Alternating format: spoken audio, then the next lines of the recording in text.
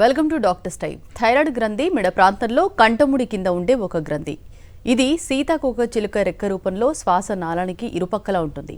శారీరక ఎదుగుదలలో ప్రధాన పాత్ర పోషిస్తుంది. ఈ గ్రంథి పనితీరు గతి తప్పడం వల్ల అనేక సమస్యలు తలెత్తుతాయి. థైరాయిడ్కు ప్రధాన కారణాలేంటి, అలాగే ఇర్రెగ్యులర్ పీరియడ్స్కి సంతానలేమికి కారణాలేంటి, అసలు పీసీఓడి సమస్యలు ఫైబ్రాయిడ్స్కు ప్రధాన కారణాలేంటి, వీటికి హోమియోపతిలో ఎలాంటి చికిత్స ఉంది, ఇలాంటి మరిన్ని విషయాలు హోమికేర్ ఇంటర్నేషనల్ వైద్యులు డాక్టర్ సబిత గారు ప్రస్తుతం మన స్టూడియోలో ఉన్నారు. వారిని అడిగి మరిన్ని విషయాలు తెలుసుకుందాం. అలాగే మీరు కాల్ చేసిన నంబర్లు 04023310680 అండ్ 716. హలో డాక్టర్, ముందుగా చెప్పండి, అసలు థైరాయిడ్ అంటే ఏంటి, ఎలాంటి రీజన్స్ ఉంటాయి? యూజువలీ మనకి థైరాయిడ్ అనేది ఒక థ్రోట్ ముందు భాగంలో ఉన్నటువంటి సీతాకోక చిలుక షేప్లో ఉన్నటువంటి గ్రంథి, అది గ్లాండ్.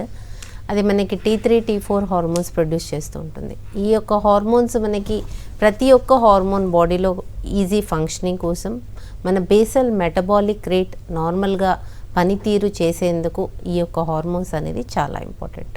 సో ఎప్పుడైతే ఈ T3, T4 హార్మోన్స్ బాడీలో హెచ్చుతగ్గలవుతాయో ఇవన్నీ కూడా మనకి వివిధ రకాల ప్రాబ్లమ్స్ వచ్చేటువంటి అవకాశం ఉంటుంది. సో థైరాయిడ్ అనేది T3, T4 హార్మోన్స్లో హెచ్చుతగ్గులు వచ్చినప్పుడు, ఒకవేళ తక్కువగా ప్రొడ్యూస్ చేసినట్టయితే కనుక TSH అంటే పిట్యూటరీ నుంచి వచ్చినటువంటి TSH హార్మోన్ అనేది పెరిగే అవకాశం ఉంటుంది. T3, T4 హార్మోన్స్ ఎప్పుడైతే తక్కువ అవుతాయో TSH హార్మోన్ అనేది పెరుగుతూ వస్తుంది. సో అందుకని మనకి TSH అనేది ఎక్కువగా కనిపిస్తూ ఉంటుంది. దాన్నే మనం హైపోథైరాయిడిజం అంటాం. హైపోథైరాయిడిజంలో వెయిట్ గెయిన్ అవ్వటము, అనోబులేటరీ సైకిల్స్ రావటము, అంటే మెన్సెస్ ఇర్రెగ్యులారిటీ ఎక్కువగా ఉండటము, అలాగే వెయిట్ గెయిన్, లేకపోతే కొంతమందిలో అనీమిక్ అంటే చాలా రోజుల నుంచి థైరాయిడ్ అనేది మనకి చూసుకున్నట్టయితే కనుక, ఈ హార్మోన్స్ ఫ్లక్చుయేషన్ అవుతున్నట్టయితే కనుక అక్కడ మనకి మెయిన్గా వెయిట్ గెయిన్ అనేది ఎక్కువగా కనిపిస్తుంది, కాల్షియం డెఫిషియన్సీ కనిపిస్తుంది.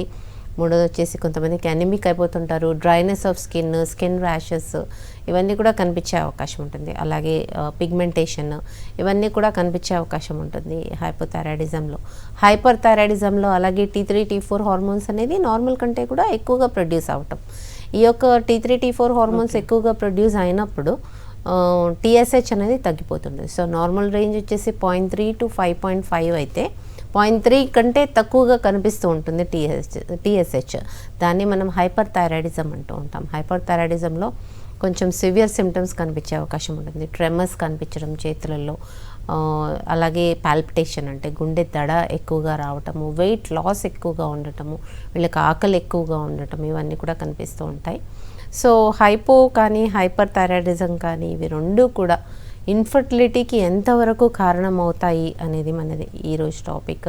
సో ఇక్కడ మనకి యానోవులేటరీ సైకిల్స్ రావడం, మెన్సెస్ ఇర్రెగ్యులారిటీ రావడం. ఇన్ఫర్టిలిటీ అంటే సంతానలేమి అనగా ఏ ఒక్క ప్రొటెక్షన్ లేకుండా 1 year వరకు ట్రై చేసిన తర్వాత కూడా ప్రెగ్నెన్సీ రాకపోవటం.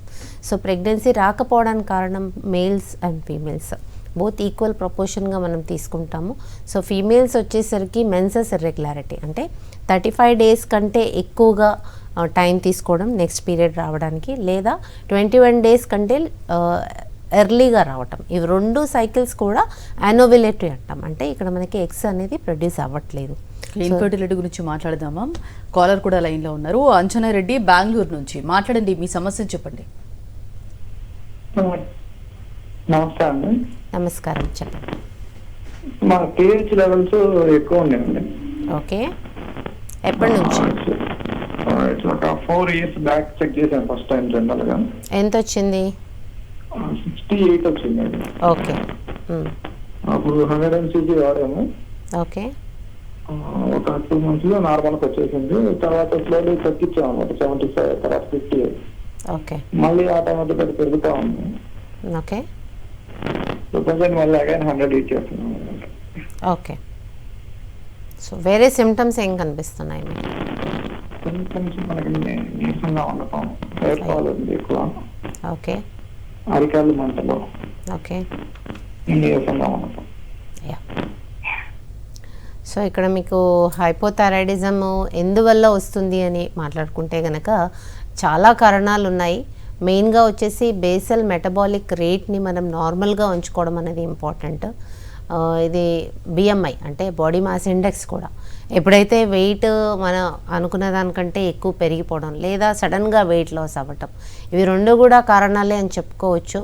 అలాగే హైపోథైరాయిడిజంలో మెయిన్గా హెరిడిటరీ ఫ్యాక్టర్స్ కూడా ఉంటాయి. అంటే ఫ్యామిలీలో ఉన్నట్టయితే కనుక ఈ యొక్క ఫ్లక్చుయేషన్ వచ్చే అవకాశం ఉంటుంది. సో హోమియోపతిలో ఈ యొక్క హైపోథైరాయిడ్లో మీరు చెప్తున్నారు ఈవెన్ ఆఫ్టర్ టేకింగ్ సప్లిమెంటేషన్, అంటే ఏదైతే హార్మోన్ మనకు అవసరమో అది మీరు ఓరల్గా తీసుకుంటున్నప్పటికీ మళ్ళీ టీఎస్హెచ్ పెరుగుతుంది, చాలా ఫ్లక్చుయేషన్స్ కనిపిస్తున్నాయి. టీఎస్హెచ్ 68 అంటే చాలా ఎక్కువ. అలాగే even after taking 50 mcg 75 mcg సరిపోవట్లేదు, మళ్ళీ 100 mcg తీసుకోవాల్సినటువంటి అవసరం ఉందంటున్నారు. సో ఇది ఖచ్చితంగా హోమియోపతి కాన్స్టిట్యూషనల్ ట్రీట్మెంట్ తీసుకున్నట్టయితే కనుక ఇది మళ్ళీ నార్మల్కి వచ్చే అవకాశం ఉంటుంది. అలాగే మీ యొక్క 100 mcg సప్లిమెంటేషన్ కూడా మెల్లిగా టేపర్ చేయడం జరుగుతుంది.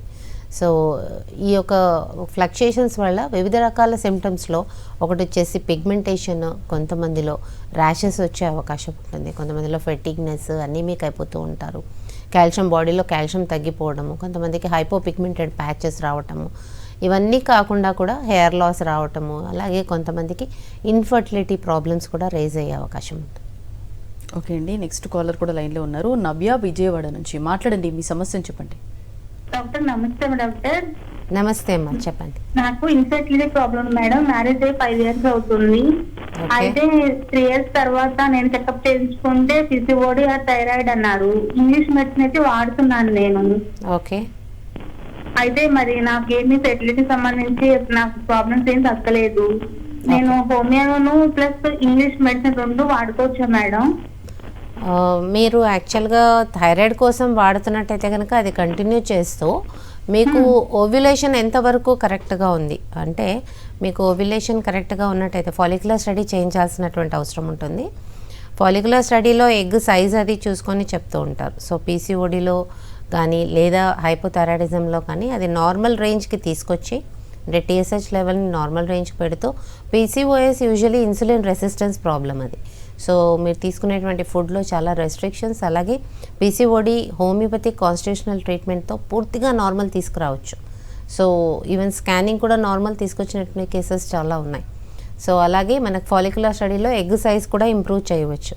సో హోమియోపతి ట్రీట్మెంట్తో ఇది సాధ్యమవుతుంది. ఎలాంటి కేసెస్ అంటే ఈవెన్ ఐవీఎఫ్, ఐయుఐ ఇలాంటి వాటిల్లో ఫెయిల్యూర్ అయిన కేసెస్లో కూడా హోమియోపతి ట్రీట్మెంట్తో చాలా ఈజీగా కన్సీవ్ అయిన కేసెస్ చాలా ఉన్నాయి. So even though you suffering అంటే పీసీఓడి ఉన్నా కానీ, హైపోథైరాయిడ్ ఉన్నా కానీ, యానోవిలేటరీ సైకిల్స్ ఉన్నా కానీ, కొంతమందిలో ఇవన్నీ లేకపోయినప్పటికీ సింపుల్ పిట్యూటరీ నుంచి రిలీజ్ అయినటువంటి హార్మోన్స్లో ఫ్లక్చుయేషన్స్ అంటే follicle stimulating hormone, luteinising hormone, ఇవి రెండు కూడా ఫ్లక్చుయేషన్ అవ్వటం, యూజువల్లీ అది సడన్గా వెయిట్ గెయిన్ అవ్వటం కొంతమందిలో, ఆర్ సడన్గా వెయిట్ లాస్ అవ్వటము, చాలా ఎక్స్ట్రీమ్ స్ట్రెస్ అంటే any mental are physical stress వల్ల కూడా ఈ యొక్క ఎఫ్ఎస్హెచ్ అండ్ ఎల్హెచ్ ఫ్లక్చుయేట్ అయ్యే అవకాశం ఉంటుంది. అలాంటి కేసెస్లో కూడా సడన్గా ఓవ్యులేషన్ డ్రాప్ ఉండే అవకాశం ఉంటుంది. అలాంటి కేసెస్లో కూడా తొందరగా కన్సీవ్ అవ్వడం అనేది కనిపించదు. సో ఈ కేసెస్లో కూడా చాలా సక్సెస్ఫుల్గా హోమియోపతిలో నార్మల్గా న్యాచురల్గా కన్సీవ్ అయ్యే ఛాన్సెస్ ఉంటాయి. ఓకే అండి, నెక్స్ట్ కాలర్ కూడా లైన్లో ఉన్నారు. నాగేశ్వరరావు కొత్తగూడ నుంచి మాట్లాడండి, మీ సమస్యను చెప్పండి. హలో హలో, చెప్పండి, మీ సమస్యను చెప్పండి. నమస్తే మేడం. నమస్తే, చెప్పండి. మేడం నేను ఇప్పుడు నాకు థైరాయిడ్ వచ్చి కనీసం 4-5 years అవుతుంది. ఓకే. అయితే ప్రస్తుతానికి ఇంగ్లీష్ మెడిసిన్స్ వాడుతున్నాను. ఓకే. అయితే ఇప్పుడు ప్రెసెంట్ గా నేను 75 mg వాడుతున్నాను మేడం. ఓకే. అయితే ఇప్పుడు ప్రస్తుతానికి నాకు ఎలాంటి ప్రాబ్లమ్స్ లేవు, కానీ ఈ థైరాయిడ్ అనేది తగ్గిపోదా మేడం? ఇది కంటిన్యూగా ఉంటుందా? యా, మీ యొక్క థైరాయిడ్ గ్రంథి T3, T4 హార్మోన్స్ ప్రొడ్యూస్ చేయలేకపోతుంది కనుకనే మీరు బయట నుంచి వేసుకుంటున్నారు. థైరోనామ్ కానీ 75 mcg ఏదైతే వాడుతున్నారో అది ఓరల్గా మీరు తీసుకుంటున్నారు ఆ హార్మోన్ని. సో మీ గ్రంథి పనితీరుని మార్చి అది నార్మల్గా ప్రొడ్యూస్ చేసేటట్టుగా హోమియోపతిలో కాన్స్టిట్యూషనల్ ట్రీట్మెంట్ ఇవ్వడం జరుగుతుంది. దాంతో ఇమీడియట్గా మీ యొక్క 75 mcgని తగ్గించకుండా నెమ్మదిగా ఎప్పుడైతే మీ గ్రంథి నార్మల్గా ప్రొడ్యూస్ చేయడం మొదలవుతుందో మీ టీఎస్హెచ్ హార్మోన్ అలాగే కనిపిస్తూ ఉంటుంది మనకంటే T3, T4 హార్మోన్సే కాకుండా టీఎస్హెచ్ని కూడా మానిటర్ చేస్తూ మీ యొక్క డోసేజ్ని తగ్గించడం జరుగుతుంది. ఇది కొంచెం క్రానిక్ కేసు కాబట్టి కొంచెం టైం పట్టినప్పటికీ ఇది సాధ్యమవుతుందండి. రైట్ అండి, ఇన్ఫర్టిలిటీ గురించి చెప్తున్నారు, కంటిన్యూ చేయండి. ఇన్ఫర్టిలిటీలో మనకు మెయిన్ రీజన్స్ వచ్చేసి మనం ఇంతకుముందు చెప్పాము పీసీఓఎస్. ఈ మధ్య కాలంలో పీసీఓఎస్తో 90% పేషెంట్స్ ప్రెజెంట్ అవుతున్నారు ఇన్ఫర్టిలిటీలో.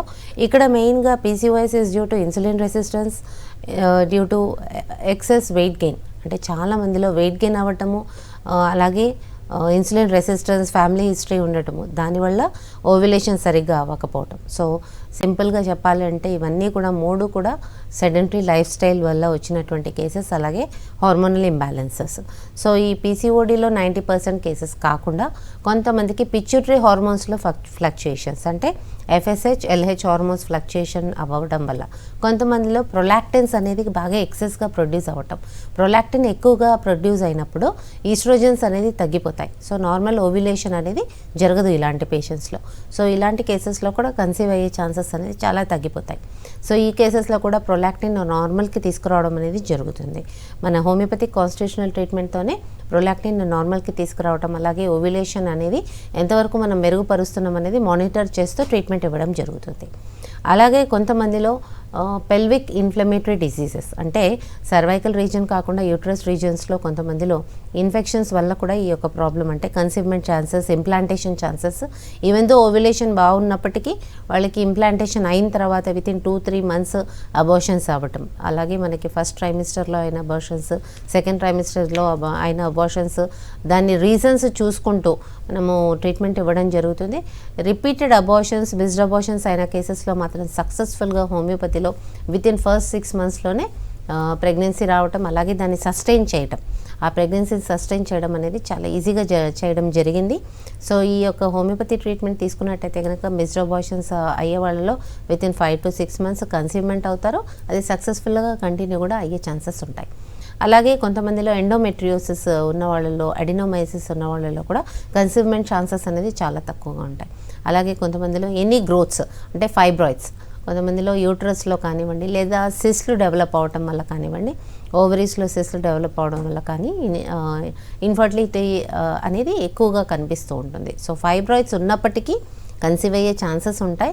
బట్ గ్రోత్ ఫ్యాక్టర్లో ఎప్పుడైతే ఫీటస్ డెవలప్ అవుతూ వస్తుందో ఆ యొక్క ఫీటస్కి అడ్డుగా లేకుండా ఆ యొక్క ఫైబ్రాయిడ్ సైజు తగ్గించడం బిఫోర్ కన్సీవ్మెంట్ హోమియోపతి ట్రీట్మెంట్తో సాధ్యమవుతుంది.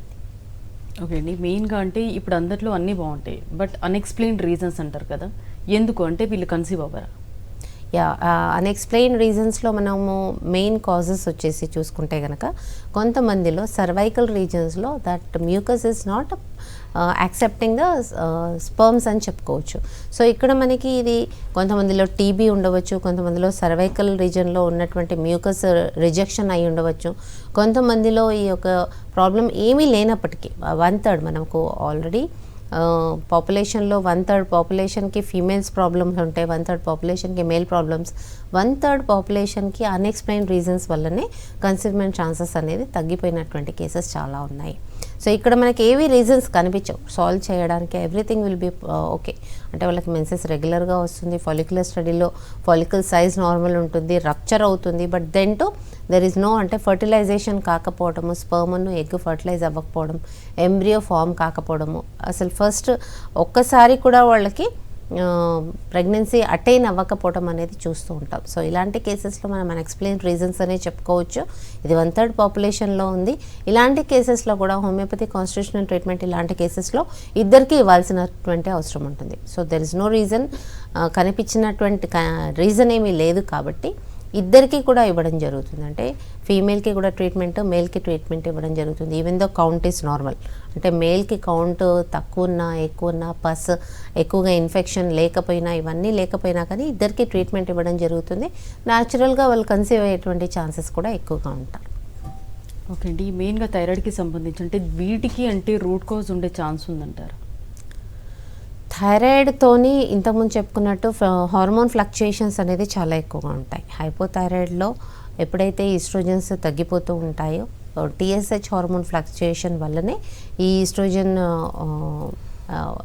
ప్రొడక్షన్లో కూడా ఇబ్బంది కనిపించేటువంటి అవకాశం ఉంటుంది. దానివల్లనే ఫాలికల్ సైజ్ అనేది నార్మల్గా లేకపోవడం అనేది మనం థైరాయిడ్ పేషెంట్స్లో చాలామందిలో చూస్తున్నాం. సో యూజువల్లీ హైపోథైరాయిడ్తో బాధపడే వాళ్ళలో పీసీఓడి అనేది సిస్టర్, అంటే థైరాయిడ్లో కానీ పీసీఓడి, ఆ నెక్స్ట్ స్టేజ్ వచ్చేసి డయాబెటీస్. సో ఇవి 3 కూడా స్టెప్ బై స్టెప్ పర్సన్స్కి వస్తూ ఉంటుంది. సో ఇక్కడ మెయిన్గా హైపోథైరాయిడ్ నార్మల్ ఉన్నప్పటికీ ఫ్లక్చుయేషన్స్ అనేది చాలా ఎక్కువగా కనిపిస్తూ ఉంటాయి. అంటే 1 అవర్ వాళ్ళు 3 మంత్స్కి ఒకసారి టెస్ట్ చేసినప్పటికీ మధ్యలో కూడా వాళ్ళు ఫ్లక్చుయేషన్స్ ఉండటం, అలాగే వాళ్ళకి వెయిట్ గెయిన్ అవ్వటం అనేది చూస్తూ ఉంటాము. సో ఇలాంటి కేసెస్లో మనకి regular monitoring of TSH levels, follicular study regular monitoring చేస్తూ, మెన్సెస్ రెగ్యులారిటీ చూసుకుంటూ, ఎఫ్ఎస్హెచ్, ఎల్హెచ్ హార్మోన్స్ కూడా రెగ్యులేషన్ చేస్తూ ట్రీట్మెంట్ ఇవ్వడం జరుగుతుంది. అలాగే పీసీఓడి ఉన్న వాళ్ళల్లో కూడా ఈ యొక్క ల్యూటినైజింగ్ హార్మోన్ అనేది లేదా టెస్టోస్టెరాన్ హార్మోన్ అనేది కూడా నార్మల్ ఉందా లేదా చూసుకుంటూ ట్రీట్మెంట్ ఇవ్వడం జరుగుతుంది. సో హైపోథైరాయిడ్ పీసీఓడి 90% పేషెంట్స్ ఉన్నప్పటికీ అదర్ 10% అంటే మనం ఇంతకుముందు మాట్లాడుకున్నట్టు మిస్డ్ అబార్షన్స్ ఉన్న వాళ్ళు కూడా ఆల్మోస్ట్ 10 to 20% ఉంటారు. అలాగే endometriosis, pelvic inflammatory diseases, fibroids, cyst పెద్దగా ఉన్న వాళ్ళు కూడా చాలామంది ప్రెజెంట్ అవుతుంటారు. సో ఇలాంటి కేసెస్లో కూడా మనము ట్రీట్మెంట్ ఇవ్వడం జరుగుతుంది. అలాగే మేల్ ఇన్ఫర్టిలిటీ వచ్చినట్టయితే కనుక మేల్ ఇన్ఫర్టిలిటీలో కూడా ఈక్వల్ ఛాన్సెస్ ఆఫ్ ఇన్ఫర్టిలిటీ, అంటే ఒక కపుల్ది అన్సక్సెస్ స్టోరీలో మేల్స్ది కూడా ఈక్వల్ ప్రపోర్షన్ ఉంటుంది. అక్కడ మెయిన్గా ఒలిగోస్పర్మియా అవ్వచ్చు, కొంతమందిలో ఎజోస్పర్మియా అవ్వచ్చు, కొంతమందిలో క్వాలిటీ ఆఫ్ స్పర్మ్స్ లేకపోయి ఉండొచ్చు, లేదా మేల్స్లో కూడా హైపోథైరాయిడ్ ఫ్లక్చుయేషన్స్, అలాగే డయాబెటీస్తో బాధపడే వాళ్ళలో క్వాలిటీ ఆఫ్ స్పర్మ్ లేకపోవటము, కొంతమందిలో ఇన్ఫెక్షన్స్, కొంతమందిలో వారికోసీల్, హైడ్రోసీల్ ఉన్న వాళ్ళలో క్వాలిటీ ఆఫ్ స్పర్మ్ తగ్గిపోవటం, సో కౌంట్ ఆఫ్ స్పర్మ్స్ తగ్గిపోవడం కూడా మనం చూస్తూ ఉంటాం. సో మేల్స్లో కూడా ఇవన్నీ చూసుకొని దానికి ట్రీట్మెంట్ ఇవ్వడం జరుగుతుంది. ఓకే అండి, నెక్స్ట్ కాలర్ కూడా లైన్లో ఉన్నారు. జయంతి నంద్యాల నుంచి మాట్లాడండి, మీ సమస్యను చెప్పండి. అదే మేడం 6 years కంప్లీట్ అయింది మేడం మాకు మ్యారేజ్ అయ్యి. ఓకే, అదే ప్రాబ్లం వచ్చేసి ఏం లేదన్నారు ఈ డాక్టర్ దగ్గరికి వెళ్ళినా కూడా. ఓకే, సో ప్రెసెంట్ అయితే ఇంకా డాక్టర్ దగ్గరికి వెళ్ళేసి స్టాప్ చేసేసి ప్రోడక్ట్స్ అయితే తీసుకుంటున్నాం మేడం. ఏం తీసుకుంటున్నారు? ప్రోడక్ట్స్, వెజిటేబుల్ ప్రోడక్ట్స్ అన్ని తీసుకుంటున్నాము. ఓకే, ఇంకా ఏమైతే ఇంకా కన్సీవ్ అయితే ఆల్రెడీ 4 months అయింది. అంటే ఏం ప్రాబ్లం లేదని వాళ్ళు చెప్పి ప్లస్ నువ్వు డ్రాప్ కావడం బెస్ట్, అమౌంట్ వేస్ట్ అని చెప్తున్నారు మేడం. సరే, ఫాలిక్యులర్ స్టడీ చేస్తున్నారమ్మా? చేశారు మేడం. ఎంత ఉంది ఫాలికల్ సైజ్ వచ్చేసి 8 అట్లా ఉంది మేడం. 20 ఉండాలమ్మా, 20 mm. ఇంకోటి మేడం, వాళ్ళు ట్రీట్మెంట్ ఇచ్చినప్పుడల్లా 2 eggs అయితే విడుదల అవుతున్నాయి మేడం నాకు. సో విత్ ఇంజెక్షన్స్తోనే మీకు సైజ్ పెరుగుతోంది ఎగ్, అవునా? అవును madam. So that is problem కదా, న్యాచురల్గా మీకు రావట్లేదు ఎగ్ సైజ్ నార్మల్గా. సో మీరు హోమియోకేర్కి రండి. ఇక్కడ మనకి మందులు ఇచ్చిన తర్వాత మీరు చూస్తారా డిఫరెన్స్, అంటే follicular study before after treatment మీకు without any injections, without any hormones follicle size అనేది నార్మల్కి తీసుకురావచ్చు. సో ఈవెన్ మా దగ్గర ట్రీట్మెంట్ తీసుకున్నటువంటి కేసెస్లో వితిన్ 4 to 5 months కూడా ప్రెగ్నెన్సీ అటైనటువంటి కేసెస్ ఉంటాయి. అలాగే కోర్స్ ఆఫ్ ట్రీట్మెంట్ తీసుకున్న తర్వాత కూడా న్యాచురల్గా ప్రెగ్నెన్సీ వచ్చినటువంటి కేసెస్ చాలా ఉంటాయి. సో వన్స్ ఏంటంటే బాడీలో హార్మోన్స్ అనేది న్యాచురల్గా నార్మల్కి తీసుకురావడం జరుగుతుంది. దానివల్లనే ట్రీట్మెంట్ తర్వాత కూడా ప్రెగ్నెన్సీ అటైన్ అవ్వడం. ఫస్ట్ ప్రెగ్నెన్సీకి ట్రీట్మెంట్ తీసుకున్న కేసెస్లో సెకండ్ ప్రెగ్నెన్సీకి ట్రీట్మెంట్ తీసుకోవాల్సినటువంటి అవసరం లేదు, అంత ఈజీగా ప్రెగ్నెన్సీ అటైన్ అవుతూ ఉంటారు. ఎందుకంటే హార్మోన్స్ అనేది సెట్ చేయడం జరుగుతుంది. న్యాచురల్గా మీ హార్మోన్స్ మీకు న్యాచురల్గా నార్మల్గా ప్రొడ్యూస్ అవ్వడం జరుగుతుంది. రైట్ అండి, మెయిన్గా అంటే పీసీఓడికి పీసీఓఎస్కి ఉన్న డిఫరెన్స్ ఏంటి? Same thing, PCOD are PCOS is syndrome. PCOS అంటే చాలా మల్టిపుల్గా సిమ్టమ్స్ డెవలప్ అవ్వటం. ఇక్కడ పాలిసిస్టిక్ ఓవేరియన్ సిండ్రోమ్ అంటే ఇక్కడ యాక్నీ డెవలప్ అవ్వటము, హెయిర్ ఫాల్ అవ్వటము, చాలా ఎస్టాబ్లిష్డ్గా పీసీఓడి చాలా ఇయర్స్ టుగెదర్ ఉన్న వాళ్ళలో వెయిట్ గెయిన్ అయిపోవడము, లిపోప్రోటీన్స్ బాగా పెరిగిపోవటము, ఇన్సులిన్ రెసిస్టెన్స్ బాగా పెరిగిపోవటము, పీసీఓఎస్లో ఉన్నటువంటి క్లబ్ ఆఫ్ సిమ్టమ్స్ ఏవైతే ఉన్నాయో అవన్నీ కూడా చాలా ఎస్టాబ్లిష్డ్ కేసులో. When ever PCOS severe 4th grade అది రివర్సిబుల్, కొన్ని కేసెస్లో రివర్సిబుల్ అవ్వడం కష్టం. సో పీసీఓడిని ఎంత త్వరగా మీరు ట్రీట్మెంట్ తీసుకున్నట్టయితే కనుక అంత త్వరగా మీకు ఇర్రివర్సిబుల్ స్టేజ్ దగ్గర నుంచి రివర్సిబుల్ స్టేజ్కి తీసుకురావచ్చు. So as soon as menses irregularity కనిపించగానే ఈవెన్ టీనేజ్ పిల్లలలో కూడా మీరు ఎక్సర్సైజెస్ చేయించినా కానీ లేదా మెన్సెస్ ఇర్రెగ్యులారిటీ ఎక్కువగా కనిపించినా కానీ ఇమ్మీడియట్గా హోమియోపతి ట్రీట్మెంట్ స్టార్ట్ చేయండి. హోమియోపతి ట్రీట్మెంట్తో మెన్సెస్ రెగ్యులరైజ్ చేయొచ్చు. అలాగే 40 సైజెస్ అయిపోయిన తర్వాత తీసుకొస్తూ ఉంటారు పేషెంట్స్ని, 40-45 sizes of ovaries, average sizes of ovaries are around 25-45 sizes అయిపోయిన తర్వాత తీసుకొస్తూ ఉంటారు. సో 4th స్టేజ్ ఆఫ్ పీసీఓడిలో కంట్రోల్ చేయడం చాలా కష్టం. అంటే కంట్రోల్ కాలేదు అని చెప్పను, కంట్రోల్ అయినాయి, నార్మల్ వచ్చాయి, మెన్సెస్ రెగ్యులర్గా వచ్చిన కేసెస్ కూడా ఉన్నాయి. బట్ ఫస్ట్ స్టేజ్లో తీసుకొచ్చినటువంటి కేసెస్ ఎంత ఈజీగా క్యూర్ అవుతాయో అది 3rd, 4th స్టేజ్లో చాలా డిఫికల్ట్ పొజిషన్లో ఉంటుంది. Even after multiple attempts, multiple అంటే వాళ్ళు ఎక్సర్సైజ్ చేసినా డైట్ చేసినా నార్మల్కి రావడం అనేది కొంచెం ఇబ్బందిగా ఉంటుంది. ఓకే అండి, నెక్స్ట్ కాలర్ కూడా లైన్లో ఉన్నారు. గోవింద్ అనకాపల్లి నుంచి మాట్లాడండి, మీ సమస్యను చెప్పండి. హలో, చెప్పండి గోవింద్ గారు. నమస్తే అండి. నమస్కారం. మాకు కాళ్ళు మొత్తం ఎలాగా రోడ్డు మీద నడిచినప్పుడు చిన్న గుర్తులో పడి కాలు చిన్న మక్క దగ్గర చిన్న క్రాక్ వచ్చిందండి, ఇది నెలం. ఓకే, దానివల్ల ఏమైందంటే ఇప్పుడు నడడానికి ఇబ్బంది అయిపోతుంది. హీల్ అయిందా? అది వూండ్ హీల్ అయిందా? మురుకులను ఆ యొక్క చిన్న జాయింట్ చిట్లని చెప్పారు డాక్టర్ గారు. ఎక్సర్సైజ్ చేస్తే ఎన్ని రోజులైంది? దగ్గర 2 weeks అవుతుందండి. 2 weeks. 2 సంవత్సరాలండి. ఓకే, సో సింపుల్ ఎక్సర్సైజెస్ చేసుకోండి. సో 2 సంవత్సరాలు అంటే అది హీల్ అయిపోయి ఉంటుంది.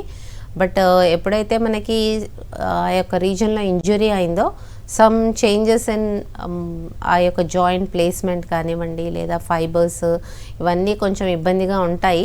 సింపుల్ ఎక్సర్సైజెస్ చేస్తూ ఆ మూమెంట్ అనేది పెంచుకుంటూ రండి, లేదా ఏదైనా ఫిజియోథెరపీకి వెళ్ళండి, ఖచ్చితంగా అది నార్మల్ అయ్యే అవకాశం ఉంటుంది. ఓకే అండి, మెయిన్గా అంటే ఇప్పుడు పీసీఓడి ఉంటే ఇన్ఫర్టిలిటీ వచ్చే ఛాన్స్ ఉందా? యా, ఇప్పుడు చెప్పుకున్నాం కదా, PCOD 90% cases infertility cases PCOD. 90% patients ఎవరైతే మనకు వస్తూ ఉంటారో ఇన్ఫర్టిలిటీతో వాళ్ళు పీసీఓడి ఉంటుంది. పీసీఓడిలోనే ఫాలికల్స్ అనేది నార్మల్ సైజ్ లేకపోవటం అవన్నీ కనిపిస్తూ ఉంటాయి. సో యూజువల్లీ పీసీఓడికి ఇన్వెస్టిగేషన్ ఏంటి, స్టార్టింగ్ స్టేజెస్లో ఎలా తెలుసుకోవాలి అనేది అనుకుంటే కనుక మెన్సెస్ ఇర్రెగ్యులారిటీ అంటే మెయిన్గా 35 days కంటే ఎక్కువ తీసుకోవడం మెన్సెస్ రావడానికి, లేదా 21 days కంటే ఎర్లీగా రావటం, ఇది మెయిన్గా ఒకవేళ ఇలా వచ్చినట్టయితే కనుక ఇమీడియట్గా ట్రీట్మెంట్కి రావాలి. ఇక్కడ మనకి ఓవ్యులేషన్ జరగట్లేదని క్లియర్గా అర్థమైనటువంటి కేసెస్. అలాగే మెన్సెస్ ఇర్రెగ్యులారిటీ, అలాగే మెనోరేజియా, కొంతమందిలో హెవీ బ్లీడింగ్ అనేది కనిపిస్తూ ఉంటుంది. ఇది కూడా పీసీఓడిలో గ్రేవ్ సిమ్టమ్. 3rd స్టేజ్లోనే మనకు menorrhagia, heavy bleeding months together కూడా వచ్చినటువంటి కేసెస్ ఉంటాయి. ఓన్లీ ఇన్ క్లైమాక్టరిక్ స్టేజ్ అంటే మెనోపాజల్ స్టేజ్ కాకుండా ఎర్లీ స్టేజెస్ టీనేజ్ పిల్లల్లో కూడా మెనోరేజియా కేసెస్ చాలా ప్రెజెంట్ అవుతున్నారు ఈ మధ్యకాలంలో క్లినిక్లో, just because of hypothyroid fluctuations and PCOD. So starting స్టేజెస్లోనే పీసీఓడి ట్రీట్మెంట్ తీసుకున్నట్టయితే కనుక ఈ స్టేజ్కి రాకుండా ఉంటుంది కదా. మెనోరేజియా కండిషన్ని కంట్రోల్ చేయడం అనేది చాలా ఇబ్బందిగా ఉంది. Menorrhagia conditions severe bleeding even after hormonal treatment control కాక ప్రెజెంట్ అయినటువంటి కేసెస్ చాలా ఉన్నాయి. సో ఈ మెనోరేజియా కండిషన్ రాకుండా ఉండాలి అని అంటే మెన్సెస్ ఇర్రెగ్యులారిటీ స్టార్టింగ్ స్టేజెస్లోనే ట్రీట్మెంట్ స్టార్ట్ చేయండి.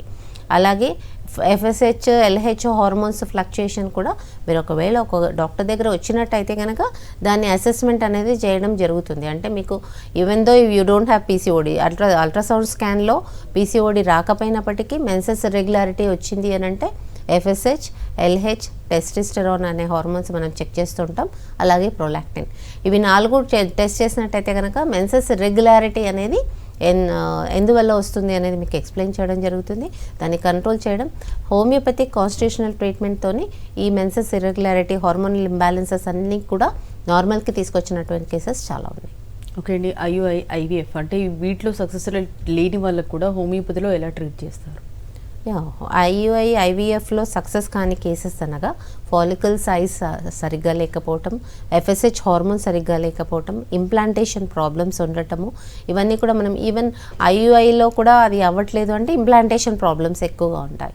సో ఇంప్లాంటేషన్ ప్రాబ్లం ఉన్న వాళ్ళలో కూడా సక్సెస్ రేట్ అనేది ఇక్కడ మన దగ్గర చాలా ఎక్కువగా ఉంది. సో ఇక్కడ IVF 12 years of course of treatment అయిన తర్వాత కూడా ఫెయిల్ అయిన కేసెస్ మా దగ్గర వచ్చిన తర్వాత వితిన్ 1-2 years ప్రెగ్నెన్సీ అటైన్ అవ్వటం, అది సక్సెస్ఫుల్ అవ్వటం అనేది చాలా కేసెస్లో చూస్తున్నాం. సో ఇక్కడ మెయిన్గా simple medicines without any surgical intervention, ఎలాంటి హార్మోనల్ ట్రీట్మెంట్ లేకుండానే హోమియోపతిక్ కాన్స్టిట్యూషనల్ మెడిసిన్స్తోనే, జస్ట్ మెడిసిన్స్ వాడటం వల్లనే న్యాచురల్గా ప్రెగ్నెన్సీ అటైన్ అవ్వటం, సక్సెస్ఫుల్గా డెలివరీ అయ్యే వరకు కూడా ట్రీట్మెంట్ తీసుకున్నటువంటి కేసెస్ ఉంటాయి. దాంతోనే సక్సెస్ అనేది చూస్తూ ఉన్నాం. సో ఇక్కడ ఇన్ఫర్టిలిటీలో 80-90% సక్సెస్ రేట్ హోమియోపతిక్ కాన్స్టిట్యూషనల్ ట్రీట్మెంట్తోనే అవుతుంది. ఓకే అండి, ఇన్ఫర్టిలిటీ గురించి, థైరాయిడ్ గురించి చాలా డీటెయిల్గా ఎక్స్ప్లెయిన్ చేశారండి. Thank you.